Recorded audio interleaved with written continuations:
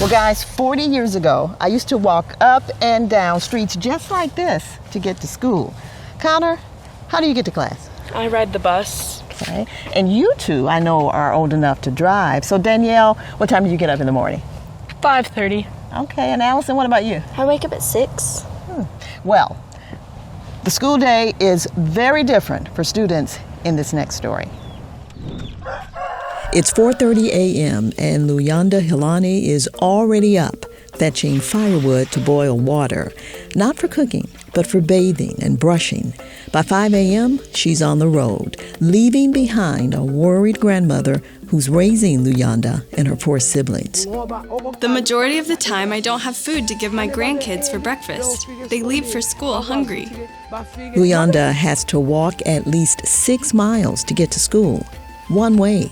And when she finally arrives 2 hours later, I often struggle to concentrate on what the teacher is saying, and I sometimes fall asleep. When they reprimand me, all I can tell them is that I am tired. that's the kind of physical effort more than 200,000 children in South Africa and millions others across the African continent have to make to access education at schools far away from where they live. Experts say children who are tired are unable to study properly, no matter how smart they are.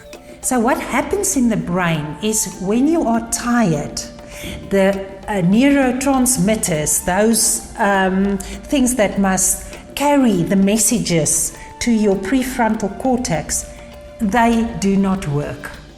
While students in urban South Africa have easier access to transportation, this headmaster, who does not want to be identified, says bus overcrowding is another issue. He struggles every day to get 400 students on 2 buses. And some people are left behind, and they are forced to walk close to 12 miles to get to school. Many of them usually decide not to even come to school on those days. They also have to contend with criminals on their way to school.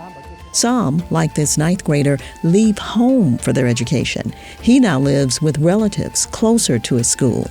I am able to get there on time, and we can all be part of the lessons.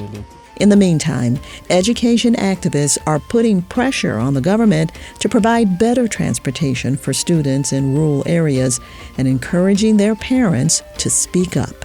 Because we can't be normalizing such situations. It's our Christmas bonus sale. Order any God's World News subscription and receive a bonus magazine. That's 7 print issues for the price of 6 at gwnews.com/bonus. If you like that story, well, you should like and subscribe below. You know what? As a matter of fact, why don't you check out today's full show for free? Just go to worldwatch.news/free video.